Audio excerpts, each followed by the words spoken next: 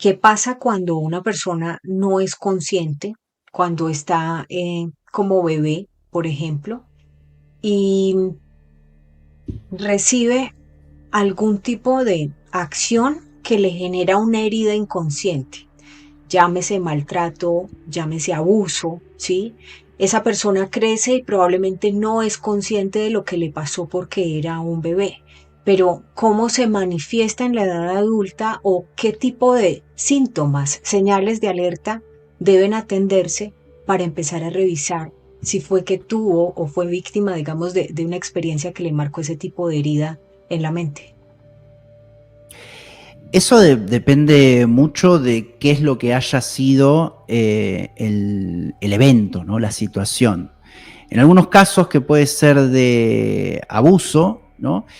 Eh, Abusos quizás en la infancia, claro, cuando la persona quizás no tenía conciencia, entre 2 años, 3 años, 4 años, lo que suele suceder muchas veces cuando la persona se hace adulta, pueden venir ataques de ansiedad, pueden venir flashbacks, ¿bien? Recuerdos que la persona tenía oculto, ¿bien? Porque lo que hace la mente porque es un episodio de mucho estrés en el caso de que sea un abuso, ¿no? Entonces lo que hace la mente es ocultarlo. Claro, pero como todo aflora a la conciencia, cuando la persona se hace adulta, pueden venir flashbacks, pueden venir recuerdos involuntarios, pensamientos intrusivos, y pueden venir ataques de ansiedad, ataques de pánico. Eso son síntomas característicos, principalmente que tuve que tomar un episodio, como puede ser el abuso, porque en líneas generales, para diferentes situaciones y para diferentes episodios, los síntomas en la adultez son un poco diferentes, ¿no? Pero en líneas generales empieza a aflorar sufrimiento, ¿no? Y empieza, sí, dime Sandrita, dime. No, está bien. Es como el síntoma de alerta. Empiezas a sentir Alerta, exacto. sufrimiento, ataques de ansiedad y probablemente la Ansiedad. persona no está consciente de que vivió un episodio traumático cuando todavía no tenía uso de razón. Ujú.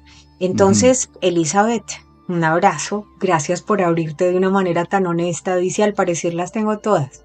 ¿Es posible Ujú. tener todas las heridas y cómo trabajarlas?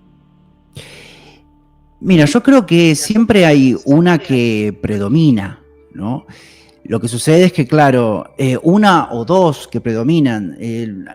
Lo que sucede es que, evidentemente, un niño puede tener, situaciones en las cuales alguna situación le haya podido producir rechazo, otra le haya producido abandono, otra situación le haya producido humillación.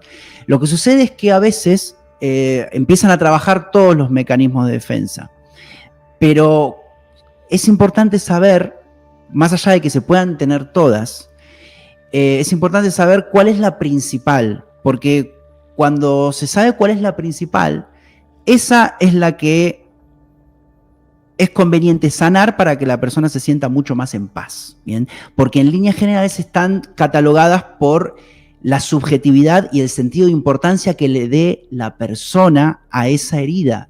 Por eso decimos que es muy importante tratar este tema en lo que es la terapia, porque son todas subjetivas, ¿bien? En el sentido de que, claro, quizás todos hemos tenido en la infancia una herida, algo vinculado con una traición, algo vinculado con una humillación, algo vinculado con un abandono.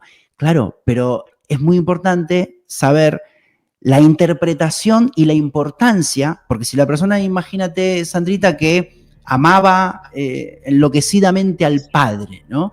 Y el padre le era indiferente. Y quizás la madre le era indiferente, pero la indiferencia de la madre no le daba importancia. Le daba importancia a la indiferencia del padre.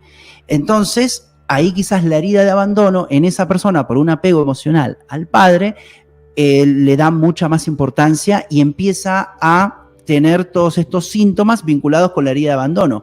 Y quizás en otros episodios de humillación o de rechazo, no se le dé tanta importancia. Entonces, lo que le recomendamos a esta persona, que no me acuerdo cuál era el nombre, que había hablado de todas, ahora Sandrita nos va a decir el nombre de la persona que me... Elizabeth. Elizabeth, sí. Lo que le recomendamos es que en un tratamiento con un profesional pueda identificar cuál es la más relevante de todas. Hay test que se pueden hacer de todas como para ver cuál es la que predomina y sanar esa. Y luego también incluso se pueden sanar todas, ¿no? Porque si también hay rasgos de rechazo, hay rasgos de abandono, todas se pueden tratar para que no haya ningún tipo de herida, y esto va a contribuir obviamente en una felicidad, en una paz y en una plenitud, en una tranquilidad mental que animamos a